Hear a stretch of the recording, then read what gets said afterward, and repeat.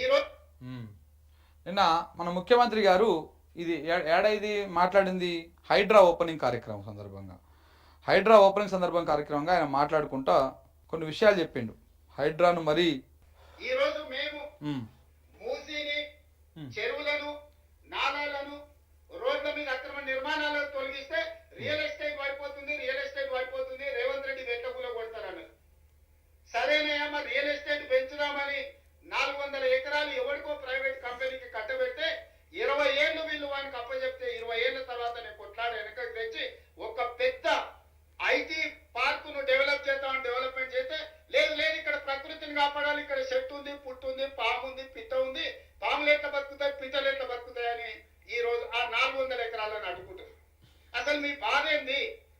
చెరువులను కాపాడి మూసి ప్రక్షాళన చేసి నాలాల ఆక్రమణలు తొలగించి రోడ్లను తొలగిస్తే ప్రకృతిని కాపాడినట్టు కదా, ఈ నగరాన్ని సుందరీకరించినట్టు కదా.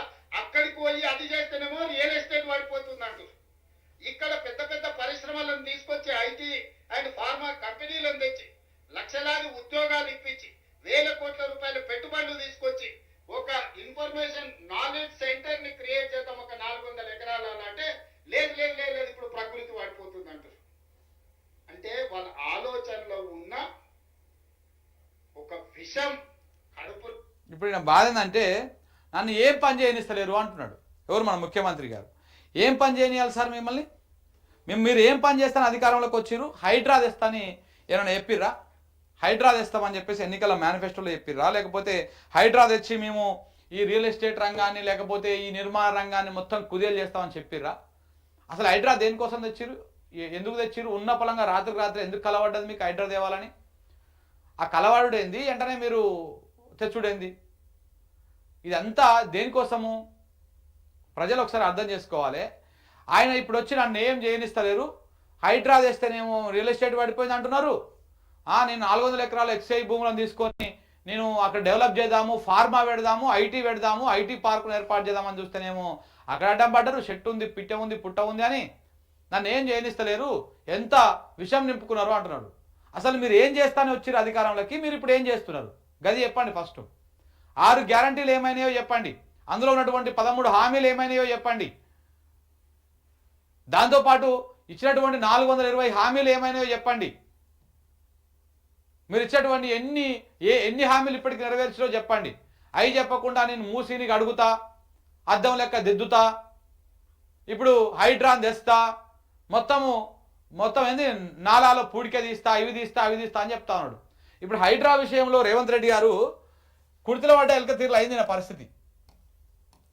ఈ హైడ్రా విషయంలో అంటే ముందుకు పోలేడు, వెనుకకు రాలేడు. ఎందుకంటే చాలా ప్రతిష్టాత్మకంగా తీసుకున్నాడు హైడ్రా. నేను వాస్తవానికి దాన్ని తెచ్చింది కేవలము అప్పుడు జరుగుతున్నటువంటి హర్యానా ఎన్నికలు, మహారాష్ట్ర ఎన్నికలు, ఆ ఎన్నికలకు మూటలు పంపడం కోసం అటు కాంగ్రెస్కు ఇటు బీజేపీకి ఇద్దరికి సమానంగా మూటలు పంపడం కోసము ఆయనకు ఒక దారి లేక ఈ హైడ్రాని తీసుకొచ్చిండు. ఎన్నికల కోసం మాత్రమే తీసుకొచ్చిండు, దాంట్లో ఎలాంటి డౌట్ లేదు. ఆ ఎన్నికలు అయిపోయినాక అది బాగా యాక్టివ్గా పనిచేసింది. ఎన్నికలు అయిపోయినాక అది చెరువుల మీద పడ్డది. ఎన్నికల దాకానేమో పెద్ద పెద్ద కాంట్రాక్ట్ సంస్థలు, పెద్ద పెద్ద ఎన్కన్వెన్షన్ లాంటివి, ఇట్లాంటి వాటి అన్నింటి మీద పడ్డది పోయేది. ఎన్నికలు అయిపోయిన తర్వాత ఈ చెరువును కాపాడుతున్నాం, ఆ పుట్టను కాపాడుతున్నాం, ఈ గుట్టను కాపాడుతున్నాం అని చెప్తా ఉన్నారు. వాస్తవానికి ఏం జరుగుతూ ఉన్నది? ఆ హైడ్రాని తీసుకొచ్చిండు. ఇప్పుడు దాన్ని వదిలించుకోలేక దానికి ఒక దుకాణం పెట్టిండు. నిన్న హైడ్రాకి సంబంధించిన పోలీస్ స్టేషన్ ఏదో ప్రారంభిస్తున్న సందర్భంగా ఈ వ్యాఖ్యలు చేసిండు, నన్ను ఏం చేయనిస్తలేరు అని. రియల్ ఎస్టేట్ పడిపోయింది వాస్తవం కాదా? ఆ పడిపోవడానికి కారణం నీ హైడ్రా కాదా? ఏ ఒక్కరితోనైనా కాదని చెప్పిస్తారా ఈ రాష్ట్రం మొత్తంలో? అందరికీ తెలిసినటువంటి అంశమే ఇది. మీరు హైడ్రా తీసుకురావడం వల్ల ఏ రకంగా రియల్ ఎస్టేట్ పడిపోయింది, ఎన్ని రంగాలు కుదేలైపోయినాయి, నిర్మాణ రంగము, రియల్ ఎస్టేట్ రంగము, ఇటు దానికి అనుసంధానంగా పనిచేసేటువంటి వ్యాపార రంగాలు ఎన్ని కుదేలైపోయినాయో ఆ రంగంలో ఉన్నటువంటి వాళ్ళకు తెలుసు.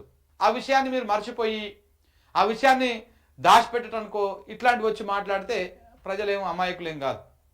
ఇక హెచ్ఐ భూముల గురించి 400 ఎకరాలు సరే, ఇక్కడ ఉన్నంతా తప్పుడు ప్రచారం చేసిర్రు.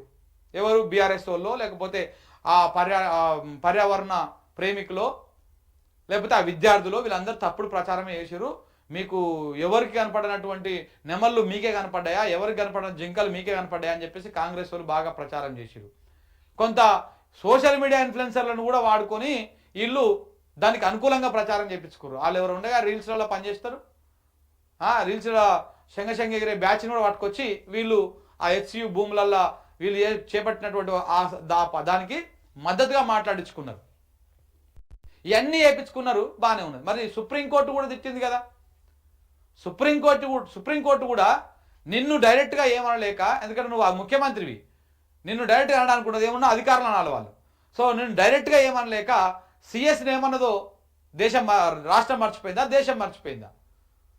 అక్కడ మీరు ఏదైతే అనుకుంటున్నారో అక్కడనే కొత్త జైలు కట్టి అందులో 16 నెలలు మిమ్మల్ని అందులో జైల్లో పెడతామని చెప్పింది.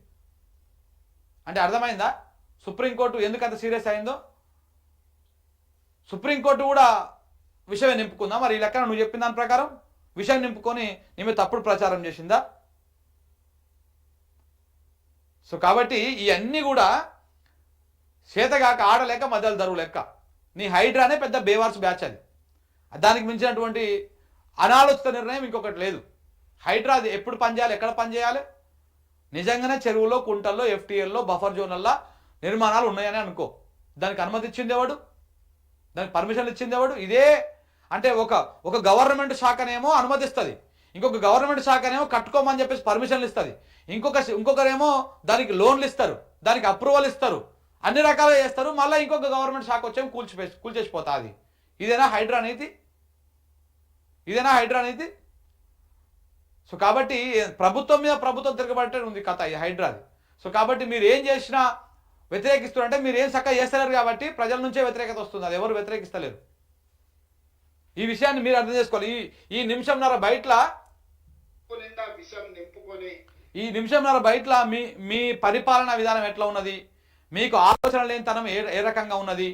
మొన్న వచ్చేమో రాష్ట్రం మొత్తం ఆర్థికంగా దివాలా తీసిపోయింది, ఆగం అయిపోయిందని మొన్న మాట్లాడుతుంది. ఇప్పుడేమో హైడ్రాను సమర్థించుకోవడం కోసము ఇట్లా నేను చేసిన ప్రతి పనిని ఇప్పుడు ఇలా మీరు స్టార్టింగ్ లో అన్నారు, గుర్తుకుంది కదా.